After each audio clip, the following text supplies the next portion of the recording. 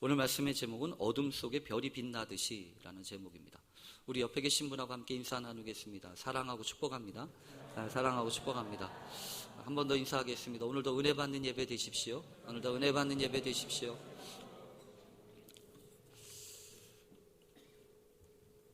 아무래도 연말이 다가오니까 괜히 마음이 분주해지는 것을 느꼈습니다. 저만 그런가요? 아니면 여러분도 그러신가요? 아마도 한 해를 마감하면서 그동안 해왔던 여러 가지 것들을 정리해야 하기도 하고, 그리고 또한 다가오는 이 새해를 맞이하면서 준비해야 하는 일, 이 두 가지 일이 같이 되어져야만 하기 때문 아닌가 싶습니다. 시작과 마지막에는 특별히 여러 가지 이 복잡한 감정들이 얽혀 있습니다. 시작하는 그때에는 무언가 새로운 날들에 대한 기대감이나 설레감이 있는 반면에, 또 한편으로는 다가올 미래가 알지 못해서 염려가 되고 걱정되는 그 두 가지 마음이 동시에 있지 않습니까? 또 이 마무리하는 때에는 내가 조금 더 잘할 수 있었는데 라고 하는 아쉬움과 안타까움이 있는가 하면, 한편으로는 이제 끝났구나 라고 하는 그 속 시원함이, 두 가지 마음이 같이 있지 않겠습니까? 그래서 이 마지막과 시작이 이렇게 같이 있는 기간에는 마음이 신경 써야 될 부분들이 많고 생각할 부분들이 많아서 피곤합니다. 지금도 나이가 많이 든 건 아니지만 어렸을 때 이렇게 돌이켜 생각을 해보면, 그래서 시작과 마지막 때는 이런 게 있으면 좋겠다라고 생각을 해서 강조하고 중요하게 구했던 것이 뭐냐 하면 지혜와 능력입니다. 왜냐하면 여러 가지 복잡한 일들이 많이 있으니까 그 중에서 무언가 하나를 선택해야 되고, 또 결단을 해야 되니까 그러려면 분별력이 있는 지혜가 필요하고, 또 용기를 내서 무언가를 선택하고 그것을 행할 수 있는 능력이 필요하다고 여겨졌기 때문입니다. 사실은요, 그래서 예전에 그런 말도 제가 했던 것 같아요. 끝내는 것도 능력이다. 여러분 그렇지요? 잘 생각해 보면 끝낼 수 있는 것도 능력입니다. 여러분 방황을 끝내야 되지 않습니까? 언제까지 방황을 해야 됩니까? 여기저기 이곳 저곳을 돌아다니는 그 방황하는 마음을 끝내야 되는데, 사실은 문제가 뭐냐 하면 그 끝이 안 나는 거예요. 그러니까 여러분 성경에도 38년 된 병자 같은 사람이 그러지 않습니까? 나 좀 끝내고 싶다는 거예요. 근데 안 끝난다는 거예요. 내가 먼저 내려가야 되는데 남들이 먼저 내가 가는 길에 내려가니까 나를 도와줄 사람이 없어요 라고 이야기하지 않습니까? 그리고 성경에는 수가성 우물가의 여인 같은 경우는요, 이거 좀 끝내고 싶은데 안 끝내지니까 남편이 6이나 있지 않습니까? 어쨌든 여러분, 이 끝내는 것도 능력이에요. 그래서 하나님 앞에 여러분 기도해야 합니다. 하나님, 내 인생의 방황 예수님 만난 것으로 끝나게 해주십시오. 하나님, 내가 이것저것 생각하면서 여러 가지 복잡한 마음들 때문에 이것저것 생각하면서 계속 이 문제 끌어안고 고민하지 않게 해주십시오. 신앙도 마찬가지입니다. 신앙도 이런 말씀 드리면 죄송한데, 어쨌든 교회를 잘 만나야 돼요. 교회를 잘 만나서 정착을 해야 방황하지 않아요. 그래야 사실은 신앙의 방황이 끝나는 건 아니겠습니까? 영혼의 방황도 끝나고 신앙의 방황도 끝나야 사실은 그 다음에 뭔가 일어나지 않겠습니까? 그래서 하나님 앞에 여러분, 이런 악순환, 또 어떤 면에서 보면 방황, 이런 것들은 끝내야 사실은 그 마음에 그 이어가는 그 다음의 세계가 열려지게 되어 있습니다. 그러니까 지혜가 필요한 거고요, 능력이 필요한 거 아니겠습니까? 그런데 요즘에는 좀 달라요. 요즘엔 달라요. 뭐가 다르냐면 능력도 필요하고 지혜도 필요해야 되지만 정말 필요한 게 있는데, 그게 뭐냐 하면 은혜예요. 은혜가 필요해요. 조금 지혜는 부족해도, 조금 능력은 없어도 은혜가 부어지잖아요. 그러면 그 부족한 부분을 메꾸고도 남아요. 그래서 예전에는 해결 안 된 문제가 있으면 힘들어요. 답답해요. 그래서 이 문제를 어떻게든지 풀어야 된다고 생각을 한다고요. 그런데 은혜가 임하잖아요. 그러면 여전히 문제가 있고 아직 해결되지 않은 부분이 있지만 감사할 수 있어요. 그렇지 않아요? 마지막이 될 때 은혜로 마무리를 할 수 있다고 한다면 그래서 얼마나 감사하겠습니까? 시작도 마찬가지죠. 은혜로 시작해 보십시오. 나는 시작할 수가 없는데, 내가 그동안 했던 여러 가지 것들을 생각해 보면 다시 시작하는 거 꿈도 못 꾸는데 어떻게 나한테 이렇게 다시 시작할 수 있는 은혜를 주셨나? 이런 생각을 해보면 하나님 감사할 수 있다고요. 여러분, 제가 예전에 복지관에서 근무하면서 세븐헤빗이라고 리더십 이 공부를 할 때 상당히 재미난 그 명칭 하나를 발견하고 배운 게 하나 있습니다. 그게 뭐냐면 감정 계좌라고 하는 겁니다. 은행 계좌는 여러분 아시죠? 은행 계좌 다 하나씩 갖고 계시잖아요. 은행 계좌들을 보면 이제 돈을 쌓기도 하고 저축도 하고 그러지요. 근데 은행 계좌처럼 감정 계좌라는 게 있대요. 사람과 사람 사이에 다 감정 계좌라는 게 있어서 그 감정 계좌가 넉넉한 사람은요, 그 사람이 행여 실수를 하거나 잘못해도 그냥 넘어갈 수 있다는 거죠. 그렇지 않아요? 근데 감정 계좌가 바닥이 나거나 부족하면 어떻게 될까요? 그 사람에 대한 생각이 빡빡한 거예요. 왜냐하면 믿을 수가 없으니까. 그래서 감정 계좌라고 하는 것을 상당히 중요하게 이야기하는 것을 제가 보았어요. 그거는 인간관계에 있어서 이야기입니다. 그런데 보니까 신앙생활을 하는 사람들한테는 이 감정 계좌도 필요하지만 또 하나 필요한 게 있더라고요. 그게 뭐냐면 은혜 계좌예요. 은혜 계좌가 있어야 돼요. 은혜 계좌가 두둑해야 사실은요, 시련이 오거나 환란이 오거나 어려움이 와도 이것을 이겨낼 수가 있다고요. 여러분, 그래서 잘 주의 깊게 살펴보십시오. 이 마지막 때 여러분 주가, 주식 지수만 보지 마십시오. 또 여러분 배터리나 보고 이 배터리의 이 지수가 이게 하나밖에 안 남았네, 이것만 가지고 생각하지 마십시오. 배터리야 충전하면 되는 거고요. 주식이야 널뛰기 하다가 또 다시 제자리 가겠지요. 그거는 우리 소관이 아니에요. 정말 중요한 거는 내 은혜 지수라고요. 내 은혜 계좌란 말이에요. 하나님, 내가 은혜 계좌가 바닥났습니까? 그러면 신앙생활 어려워요. 특별히 오늘 성경에 보면요, 어떤 사건이 있냐면 온 땅에 제9시부터 6시부터 9시까지 어두움이 임했다고 그러지 않습니까? 여러분, 오늘 우리는 강림절기를 맞이하고 있습니다. 그래서 오늘은 강림절 세 번째 주일입니다. 여러분들이 보시는 것처럼 초가 3개의 불이 켜지지 않아요? 예수님이 오시기 전 우리가 강림절 4번을 지나는데 세 번의 강림절기를 지나는데 우리 교회는 저희가 선택한 성경 본문이 예수님의 십자가에 달리시는 모습을 통해서 이 강림절기를 지나면서, 그래서 여러분들께 제가 권했잖아요.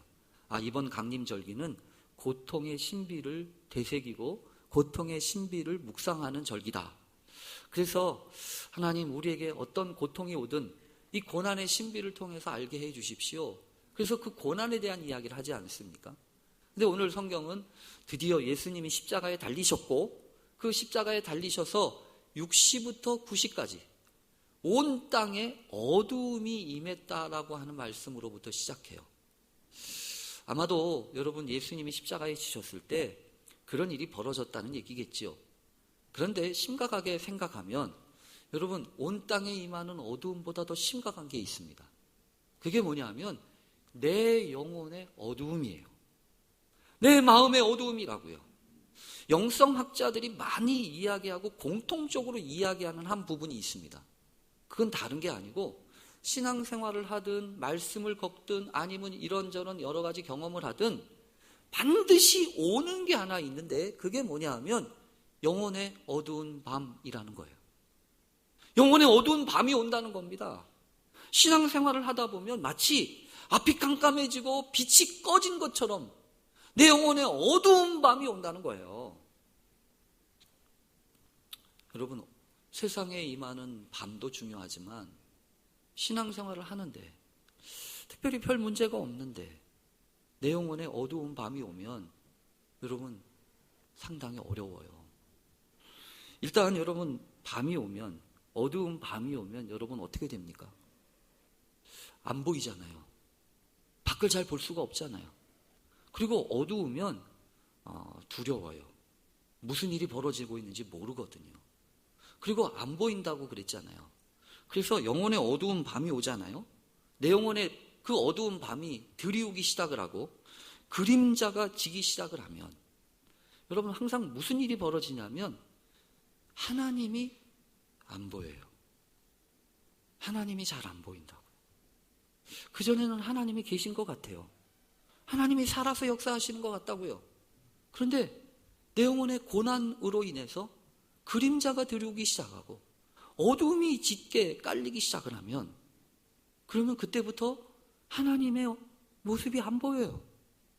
하나님이 살아계신지 잘 모르겠어요. 하나님이 역사하시는지 잘 몰라요.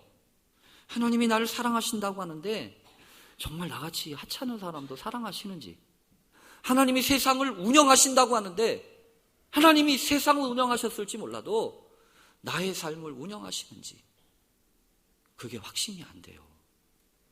여러분, 그러니까 항상 문제는 뭐냐 하면 밤이 올 때입니다. 어둠이 올 때예요. 좋은 생각은 항상 늦게 찾아옵니다. 나쁜 생각은 부르지도 않았는데 온다고요. 그래서 항상 조심해야 합니다. 하나님 앞에 어떻게 나아가야 하는지. 여러분, 그렇게 되면, 그래서 오늘 성경이 있잖아요. 감정 계좌처럼 은혜 계좌가 중요한 거고, 그 은혜를 잘 관리해야 되는데 은혜를 관리하지 못하고 어두움을 만나기 시작을 하면, 여러분 오늘 성경에서 예수님이 하신 말씀이 있잖아요. 예수님이 하신 말씀, 예수님이 이렇게 얘기하십니다. 제9시쯤에 예수께서 크게 소리질러 이르시되 엘리 엘리 라마 사박다니, 나의 하나님 어찌하여 나를 버리셨나이까, 이런 뜻이라고 하지 않습니까? 우선 여러분 놀라운 사실이 하나 있어요. 그게 뭐냐 하면 예수님도 그렇게 절규하셨다는 거예요. 엘리 엘리 라마 사박다니, 나의 하나님 어찌하여 나를 버리셨습니까? 지금 예수님의 마음속에 깊이 찾아온 게 무엇입니까? 어두움이에요. 나를 왜 버리셨습니까? 버림받았다라고 하는 이 말은 여러분 얼마나 안타까운 얘기예요.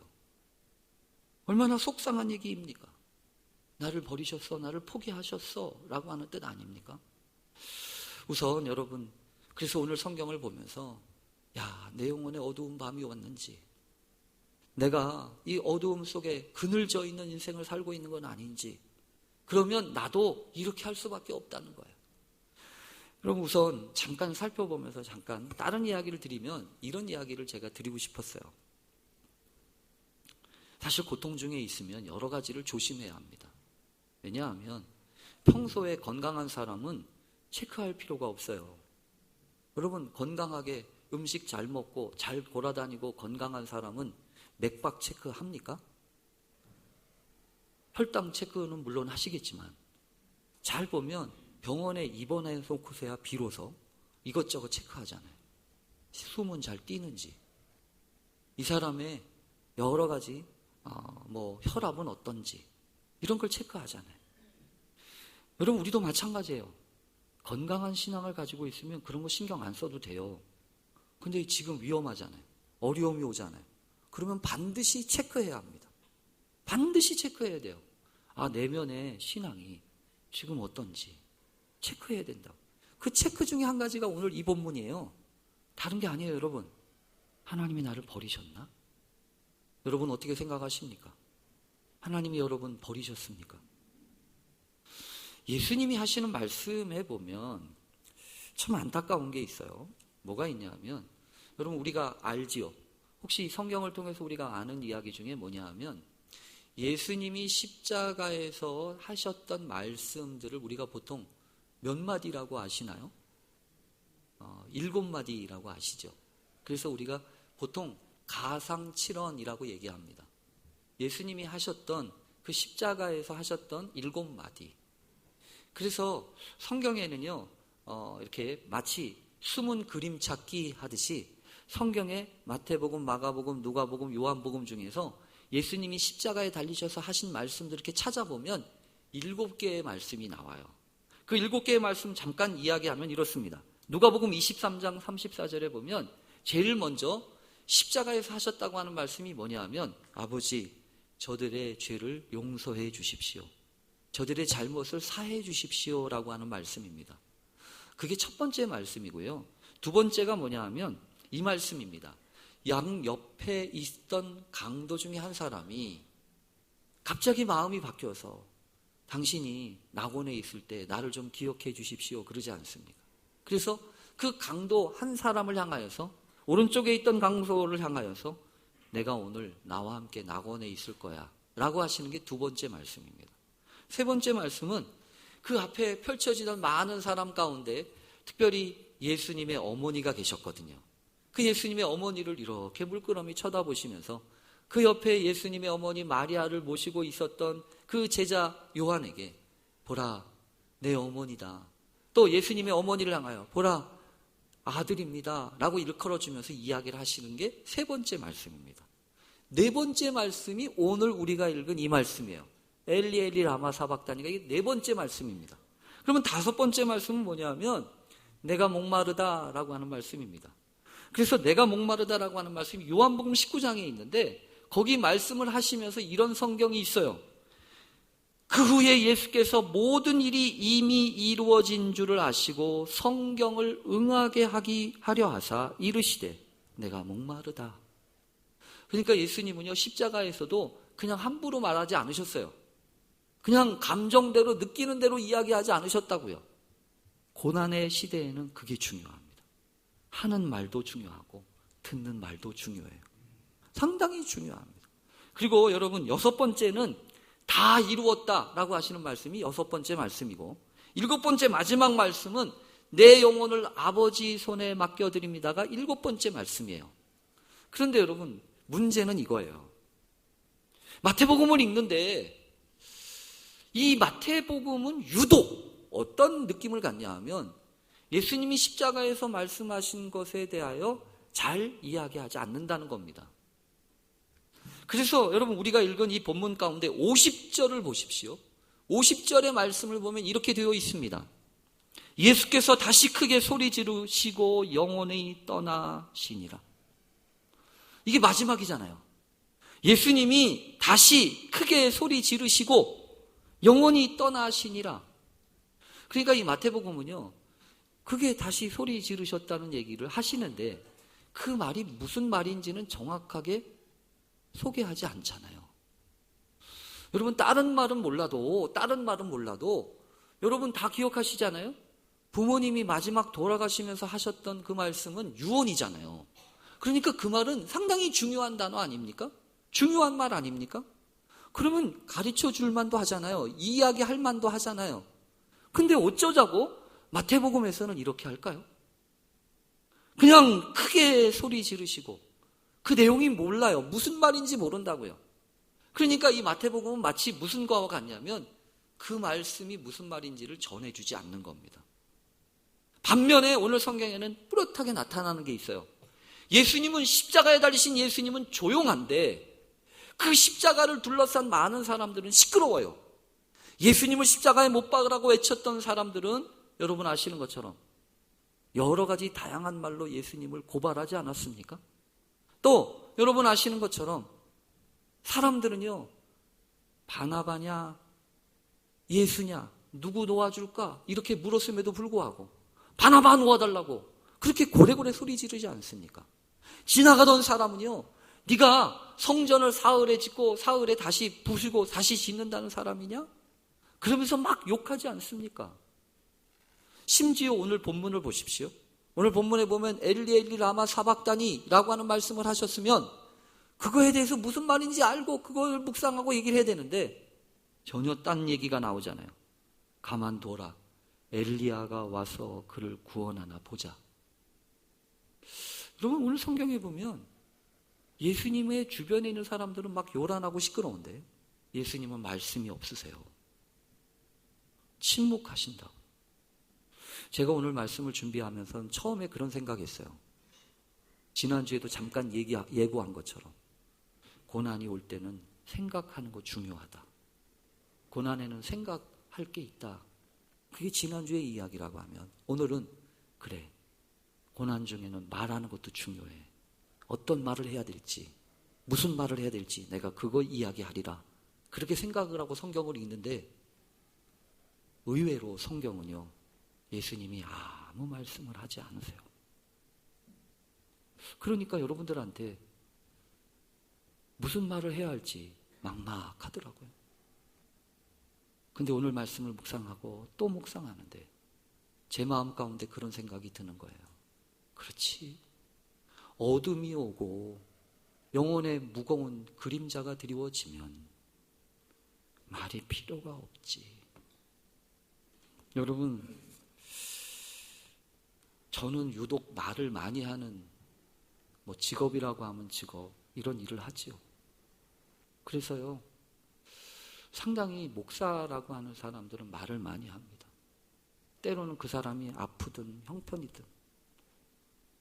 그런데 오늘 성경을 보면서 내가 말을 많이 한 만큼 그 한 말 때문에 속상한 일도 많았겠다. 아니, 저뿐만 아니라 많은 목사들이 했던 그 많은 말들 때문에 저 목사님이 왜 저런 말을 저렇게 해가지고 이 교회를 어렵게 하나 라고 하는 생각하시는 분들의 이야기를 많이 들으셨겠다. 그래서 오늘 말씀을 준비하면서 여러분 그런 말씀을 꼭 드리고 싶었어요. 언제부터인가 여러분 제가 기억하시나요? 1년에 한 번은 우리 교회 교인들한테 미안하다고 해야 되겠다. 내가 말을 너무 많이 해가지고. 그게 하나님의 말씀이면 좋은데 가끔씩 인간적인 말이 거기에 들어가는 것 같아서 그 말 때문에 속상하신 분들이 계시다면, 또한 저뿐만이 아니라 목사들이 하는 많은 말들 때문에 가슴 아파하고 속상한 분들이 계시다면 용서하세요. 그리고 오늘 말씀을 보면서 마음의 결심을 하게 돼요. 그래, 말로써 승부하는 목사가 아니고 말로써 목회하는 목사가 아니라 삶으로 해야 되는 거구나. 인격으로 해야 되는 거구나. 여러분, 지난 주간에 우리가 요한계시록의 말씀을 쭉 살펴본 적이 있어요. 근데 요한계시록에 보면 마지막 때 일어날 일과 관련된 여러 가지 이야기들을 이야기하시는 성경 본문이 이어집니다. 그 가운데 보면 특히 바다에서 나온 짐승, 용과 관련된 여러 가지 이야기가 나오는데 거기에 보면 특별히 이런 표현이 있어요. 마귀, 사탄의 앞잡이가 되어서 예수 그리스도의 반대가 되는 적 그리스도를 돕는 거짓 선지자들, 그 사람들에게 어떤 것이 주어지냐면 입의 권세가 주어져요. 아주 강력한 메시지가 그들에게 있다는 거예요. 여러분, 그래서 많은 사람들이 혼란스럽다고요. 미혹된다고요. 그래서 여러분, 제가 부탁드리고 싶어요. 번지르르한 설교, 그럴듯한 목소리로 외치는 설교하는 사람들을 주의하십시오. 오히려 그게 중요한 게 아니에요. 오늘 성경을 보면서 제가 분명히 마음속에 느껴졌어요. 예수님이 그 십자가에서 하셨던 그 엄청난 메시지가 중요한 게 아니었구나. 뭐가 중요했을까요? 십자가 지는 거예요. 그 십자가 현장 가운데 굳건히 서 있는 거예요. 그래서 여러분 기억하십시오. 혹시 고난당하고 아파하는 분들이 계십니까? 그분들한테 따뜻한 말, 그리고 좋은 말 해야 된다고 부담이 있으시죠? 근데요, 그런 말들보다 더 좋은 게 있어요. 복잡하고 어렵게 말하지 않아도 따뜻하게 손잡아 주는 거예요. 가슴 기대게 함께 있는 거예요. 여러분, 그게 필요해요. 우리가 그런 거 아니겠습니까? 우리가 말하다가 보니까 나는 그런 뜻이 아니었는데 가슴에 비수가 되어서 꽂히는 적이 얼마나 많이 있습니까? 그래서 하나님, 오늘 성경을 보면서 그렇게 제목을 잡은 거예요. 어둠 속에 별이 빛나듯이. 반짝반짝 말하지 않잖아요. 그냥 비출 뿐이지. 여러분, 우리도 그래야 되겠습니다. 고난이 올 때 복잡하게 이런저런 얘기 하지 말자고요. 그냥 그래도 오늘 성경을 보면 아파도 기도는 해야지요. 사람한테 이런 얘기 저런 얘기 하는 게 아니라 엘리 엘리 라마 사박다니, 나의 하나님 나의 하나님 어째서 나를 버리셨습니까? 통탄해하면서 하나님 앞에 구하는 그런 기도를 할 뿐이지, 이 사람 저 사람에게 할 거 없구나. 여러분, 그런 믿음과 또 그런 은혜가 우리에게 있어지게 되기를 간절히 축원합니다. 이미 충분한 하나님의 말씀이 있음을 기억하면서 하나님, 내가 세상에 또 다른 말 찾지 않게 해주십시오. 그렇게 기도하는 우리 모두 되실 수 있기를 간절히 축원합니다. 아멘. 기도하겠습니다. 하나님 아버지, 돌이켜보니 이놈의 말 때문에 위로한답시고 했던 말이, 권면한답시고 한단 말이 가슴 아프게 하는 말이 되어서 속상하게 하고 가슴을 후벼 포았던 말들이 얼마나 많이 있는지 회개하고 자복하게 됩니다. 특별히 하나님, 기억해 주시기를 원합니다. 예수님도 십자가에서 이렇게 말씀하지 않으셨는데 우리는 뭔 말이 그렇게 많은지 시끄럽습니다. 복잡합니다. 주여 긍휼히 여겨주시고 다시 한번 은혜로 우리를 새롭게 하셔서 주 앞에 부족함도 연약함도 맡기고 믿음으로 살아가는 하루하루 되게 해 주시옵소서. 어두울수록, 답답할수록 주님 바라보고 하나님 바라보고 내게 주신 은혜의 빛을 비추는 별처럼 살게 해 주시옵소서. 예수님의 이름으로 기도합니다. 아멘.